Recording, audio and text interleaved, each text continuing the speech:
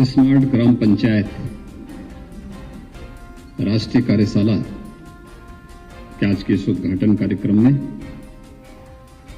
मंच पर उपस्थित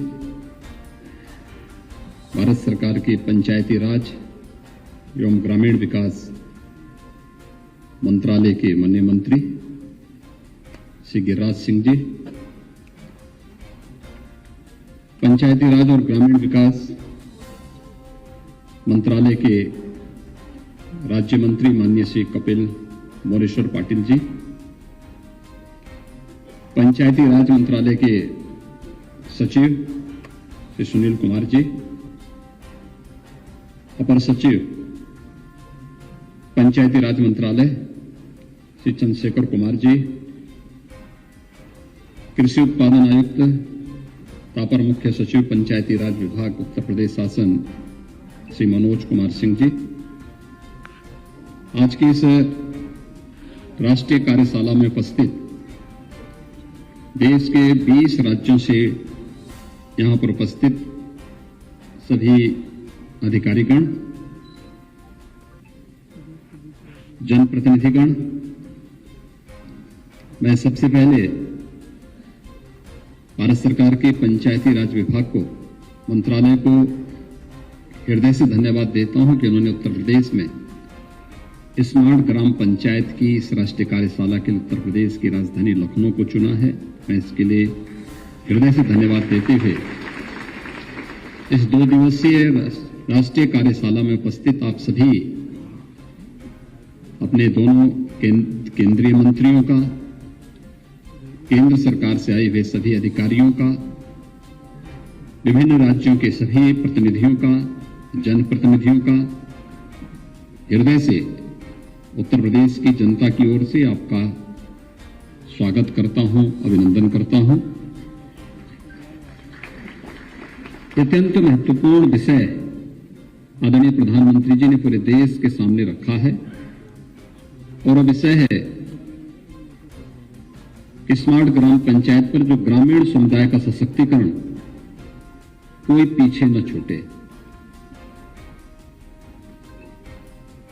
यानी आज की स्थिति में एक समग्र विकास की अवधारणा को प्रस्तुत करने वाला विषय देश के सामने है और उन स्थितियों में जब यहां पर मुझे यह अवगत कराया गया है कि राष्ट्रीय स्तर पर कार्य करने वाली वे तमाम संस्थाएं सरकारी और गैर सरकारी क्षेत्र में जिन लोगों ने ग्रामीण विकास के क्षेत्र में कुछ नया किया है, वे सभी इस दिशा में कार्य कर रही हैं और वे आज के इस कार्यक्रम में भी अधिकतर ने अपनी सहभागिता सुनिश्चित की है। ये मेरे लिए अतिरिक्त प्रसन्नता का विषय भी है। हम सब जानते हैं देश के अंदर लगभग 2.5 लाख ग्राम पंचायतें हैं, उनमें से 58,000 से अधिक ग्राम पंचायतें उत्तर प्रदेश में हैं।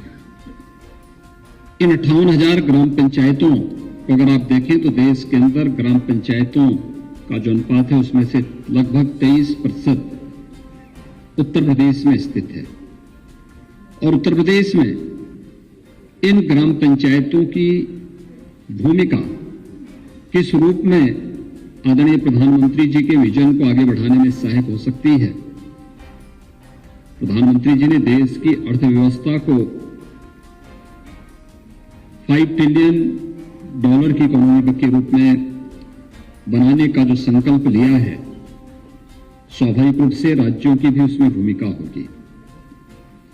उत्तर प्रदेश शासन ने भी उत्तर प्रदेश की अर्थव्यवस्था को अगले 5 वर्ष के अंदर $1 ट्रिलियन की इकोनॉमी के रूप में बदलने की अपनी व्यापक कार्य योजना को आगे बढ़ाया है। लेकिन ये सार्थक होगा तब जब हमारी ग्राम पंचायतें स्वयं आत्मनिर्भर होंगी। मैं बार बार कहता हूं कि ये संभावनाएं हैं और उत्तर प्रदेश जैसे राज्य में है, पूरे देश के अंदर हर ग्राम पंचायत के अंदर इस प्रकार की संभावनाएं मौजूद हैं, जिस संबंध में अभी हमारे दोनों केंद्रीय मंत्रियों ने बहुत सहज और सरलता के साथ अपने महत्वपूर्ण उद्बोधन बातों का उल्लेख भी किया। हम सब जानते हैं कि तकनीक का उपयोग करते हुए कैसे हम इसको और भी आसानी से अचीव कर सकते हैं और आत्मनिर्भरता के लक्ष्य को प्राप्त करके हम अपनी ग्राम पंचायत को स्मार्ट ग्राम पंचायत बनाने में कैसे सफल हो सकते हैं। हाई स्पीड इंटरनेट की सुविधा या वाईफाई की जो ग्राम पंचायत में सुविधा उपलब्ध होना, एक मान्यता है कि अगर जीडीपी में 1% यानी 1% से अधिक की बढ़ोतरी करनी है तो वह high speed internet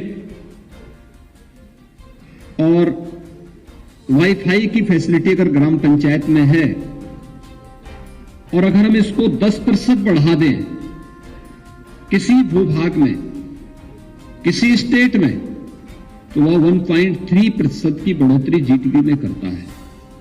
Uttar Pradesh राज्य के संदर्भ में अगर हम देखें तो यहां पे लगभग 32-33% ही अभी ग्रामीण क्षेत्र में हमारे पास इंटरनेट और वाईफाई की सुविधा है। अगर हम जो लोग उपयोग करते हैं, अगर इसको उपयोग करने वाले ग्राम पंचायतें और गांवों के लोगों को जोड़ करके से हम 85 से 90% करेंगे तो यूपी की जीडीपी में इसके कारण ही लगभग 7 से 8% की बढ़ोतरी स्वतः स्फूर्त भाव के साथ केवल हम तकनीक का उपयोग करते हुए हाई स्पीड इंटरनेट की सेवाओं का विस्तार और ग्राम पंचायतें उसका उपयोग करना प्रारंभ कर देंगे तो जीडीपी में बढ़ोतरी होती हुई दिखाई देगी और उत्तर प्रदेश आसानी से उस लक्ष्य को प्राप्त करने में सफल हो सकता है जो आज सबसे बड़ी आवश्यकता है। इसमें हाई स्पीड इंटरनेट है, फ्री वाईफाई की व्यवस्था है, इसमें ई कॉमर्स के माध्यम से, एडुटेक के माध्यम से, टेलीमेडिसिन के माध्यम से हम इस सुविधा को और तेजी के साथ आगे बढ़ा सकते हैं। मैंने कल ही गोरखपुर में टेलीमेडिसिन के लिए हेल्थ एटीएम का शुभारंभ किया। मैं एक बात को देखता था, यहां पे ग्रामीण क्षेत्र में हमारे लगभग 4600 प्राथमिक स्वास्थ्य केंद्र हैं। इन प्राथमिक स्वास्थ्य केंद्रों में चिकित्सक नहीं थे। 2017 के पहले कोई चिकित्सक नहीं था। हम लोगों ने आयुष के साथ उस समय इन्हें जोड़ करके चिकित्सकों की उपलब्धता सुनिश्चित की, लेकिन लोगों की इच्छा होती है कि हम विशेषज्ञ चिकित्सकों को दिखाएं। हम लोगों ने 2020 में इन सभी प्राथमिक स्वास्थ्य केंद्रों के लिए एक व्यवस्था अनिवार्य की कि हर रविवार को 4 से 6 विशेषज्ञ चिकित्सक, जिसमें फिजिशियन हो, जनरल सर्जन हो, गायनेकोलॉजिस्ट हो, पीडियाट्रिशियन हो और भी कुछ इस प्रकार की स्किन से जुड़े हुए कुछ डिजीज हैं, इन सबसे उनके लिए भी चिकित्सक वहां जाएं। केंद्र और राज्य सरकार की सभी स्वास्थ्य संबंधी योजनाओं को वहां पर लागू करें और एक मुख्यमंत्री आरोग्य मेला का शुभारंभ किया। इतना लोकप्रिय हुआ कि हर रविवार को पूरे प्रदेश के अंदर 3 से 4 लाख लोग उन आरोग्य मेलों में जाकर के स्वास्थ्य की सुविधा का लाभ लेते हैं, लेकिन यह केवल रविवार के दिन ही हो पाता है। मैं इसके बारे में बहुत दिनों से देख रहा था क्या हो सकता है, कैसे हम तकनीक को अपना सकते हैं। तो मेरे सामने इधर आया था हेल्थ एटीएम का एक बहुत अच्छा कॉन्सेप्ट आया। कल हम लोगों ने शुरू किया।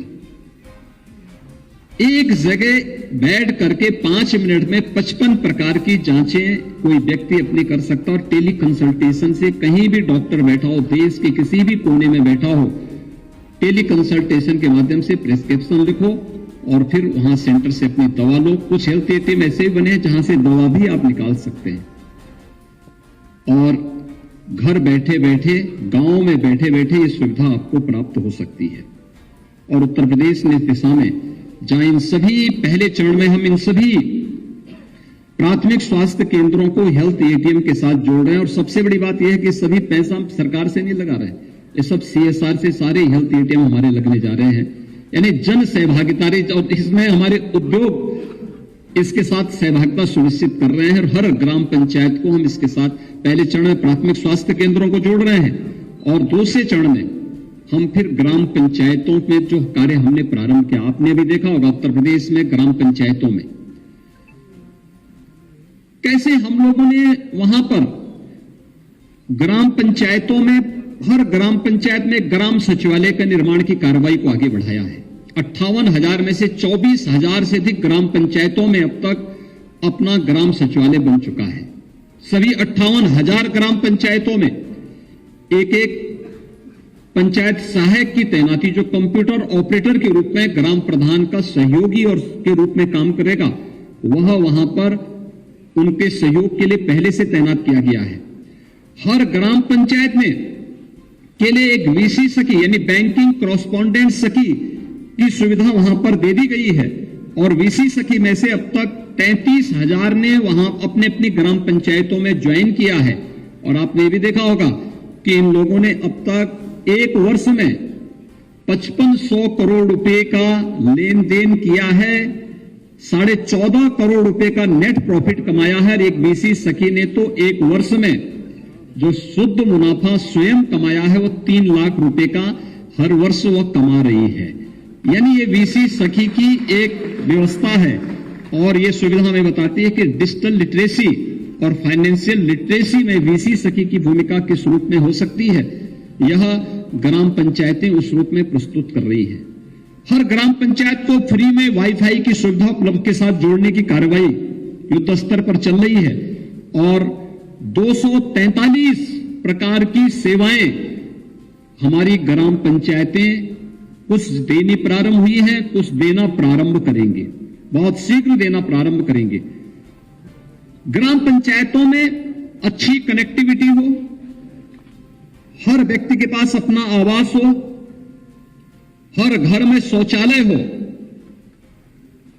आज उत्तर प्रदेश के किसी भी गांव में आप देखेंगे तो रात्रि के समय में हर घर में, पूरे गांव में एलईडी स्ट्रीट लाइट से पूरा गांव जगमगाता हुआ दिखाई देता है। उत्तर प्रदेश के किसी भी ग्राम पंचायत को अगर आज के दिन पर आप देखेंगे तो यह एलईडी स्ट्रीट लाइट से पूरा ग्राम पंचायत दिखाई देता है। आज उत्तर प्रदेश के किसी भी ग्राम पंचायत में आप जाएंगे, खुले में शौच आपको कहीं नहीं मिलेगा। स्वच्छता है और स्वच्छता के इस लक्ष्य को प्राप्त करने से क्या लाभ हुआ।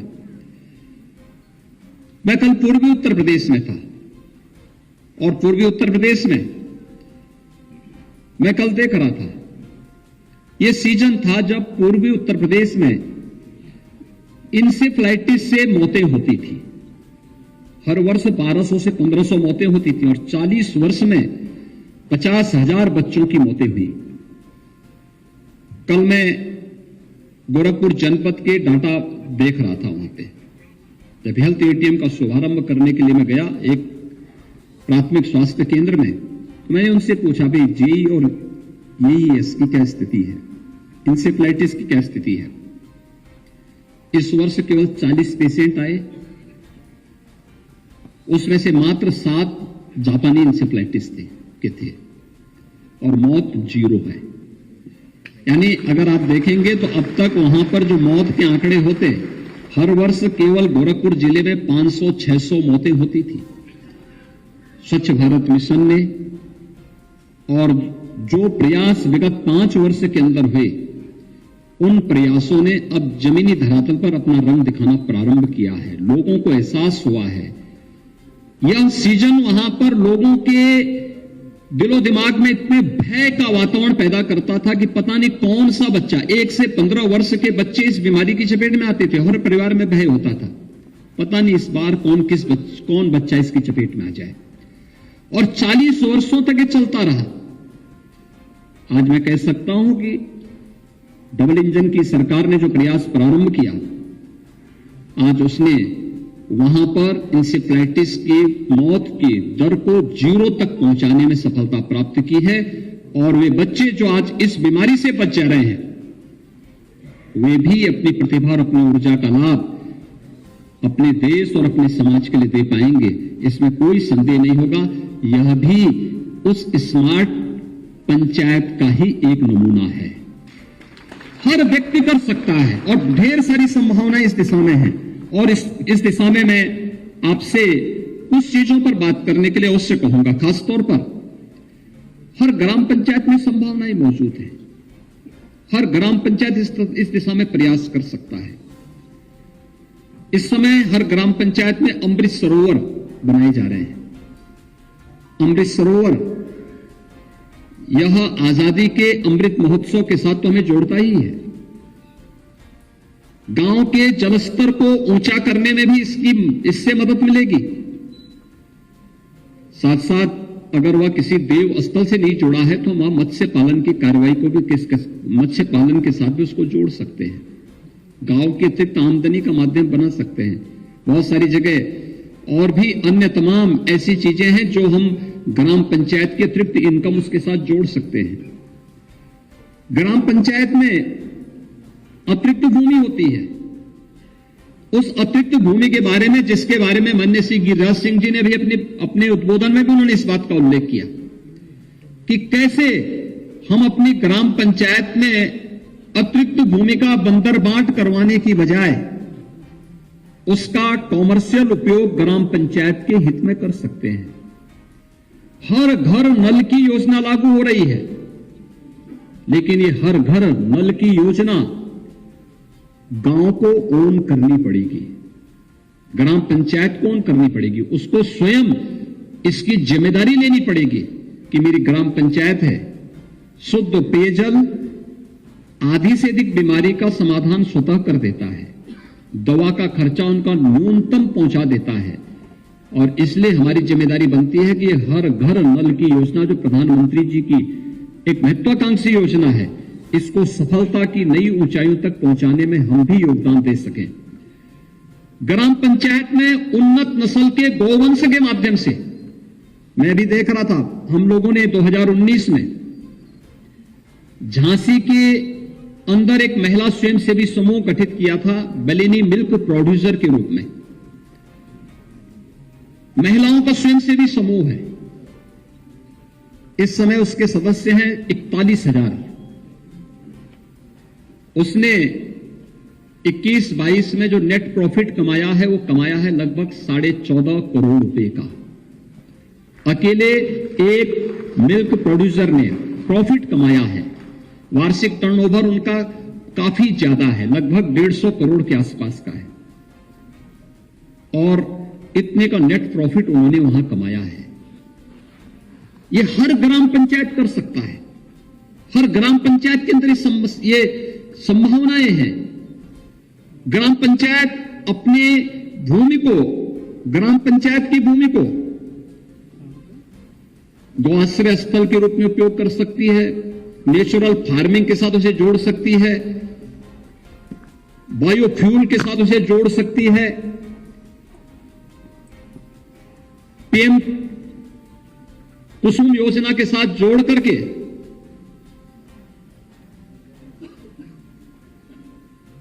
उस योजना के माध्यम से ग्रीन एनर्जी, सोलर एनर्जी के क्षेत्र में भी वो अच्छा काम कर सकती है। लेकिन ग्राम पंचायत को इस दिशा में प्रयास करना होगा, और यह क्षेत्र अत्यंत महत्वपूर्ण क्षेत्र है। और इसलिए इस दिशा में जो कुछ चीजें हैं, जिन 4 प्रमुख अवधारणाओं को लेकर के हमें एक स्मार्ट पंचायत की इस परिकल्पना को साकार करना है, उसमें खासतौर पर प्रथम अवधारणा है प्रदेश की सभी ग्राम पंचायतों में वहां के ढांचागत विकास और उन सुविधाओं को ग्राम पंचायत तक पहुंचाना। सड़क, पर्याप्त पेयजल की व्यवस्था, स्वच्छता, अच्छी शिक्षा, जिसमें ऑपरेशन कायाकल्प के माध्यम से आपने देखा होगा उत्तर प्रदेश के अधिकतर बेसिक शिक्षा परिषद की स्कूलों में हम लोगों ने बालक बालिकाओं के लिए अलग अलग टॉयलेट दिए, पेयजल की सुविधा उपलब्ध करवाई, खेल का मैदान दिया, स्मार्ट फ्लोरिंग की स्मार्ट क्लास दी, लाइब्रेरी भी उपलब्ध करवाई है। हर ग्राम पंचायत में हो सकता है, और जन सहभागिता इसमें है, जन भागीदारी है। हमें इसके लिए ग्राम पंचायत को अपने साथ जोड़ना पड़ेगा, पुरातन छात्र परिषद को उसके साथ जोड़ना पड़ेगा। आखिर गांव का कोई व्यक्ति गांव में हो, गांव के बाहर होगा, देश या दुनिया में कहीं भी होगा, आखिर कहीं ना कहीं किसी न किसी स्कूल से तो उसने शिक्षा प्राप्त की होगी। गांव का है तो हम उसको जोड़ें। ये संवाद बनाना पड़ेगा।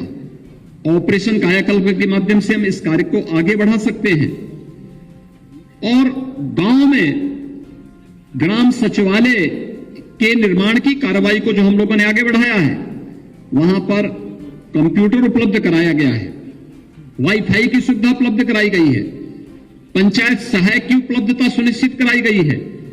ये ग्राम सचिवालय 243 प्रकार की सेवाएं वहां पर गांव में ही गांव के लोगों को उपलब्ध करवाएगा, जिसके लिए गांव के लोगों को पहले थाना, ब्लॉक, तहसील या जिला में जाना पड़ता था।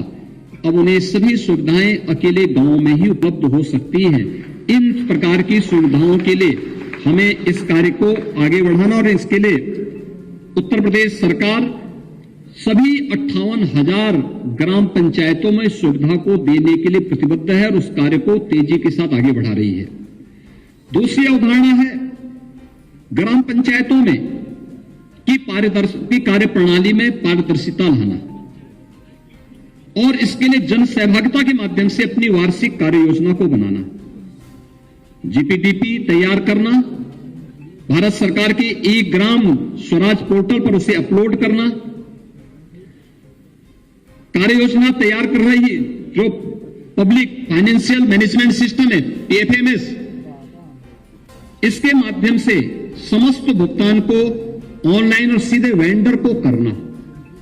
इसके साथ अगर हम जुड़ते हैं तो मुझे लगता है कि इन सेवाओं का उपयोग करने से आपकी विश्वसनीयता भी बनेगी।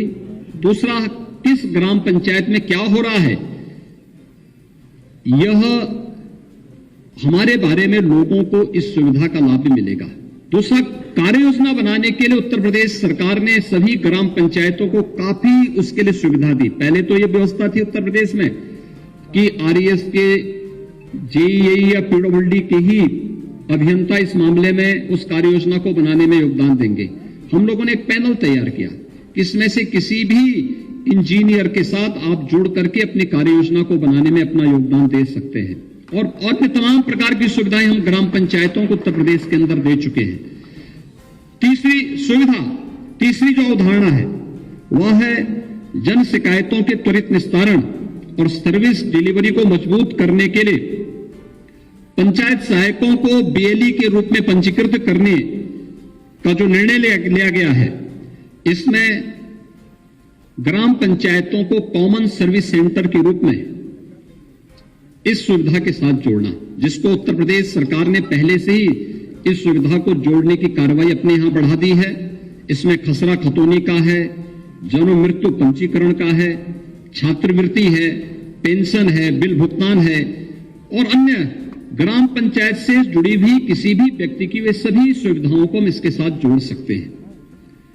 चौथी अवधारणा है ग्राम पंचायतों में एक और कॉमन सर्विस सेंटर की स्थापना हम कर चुके हैं। दूसरी ओर ऑनलाइन सर्विस की बाधारहित उपलब्धता के लिए प्रदेश में जो पंचायतें हैं उनको ऑनलाइन शिक्षा, टेलीमेडिसिन, ई कॉमर्स, इन सभी सुविधाओं के साथ जोड़ने की कार्रवाई को आगे बढ़ाना।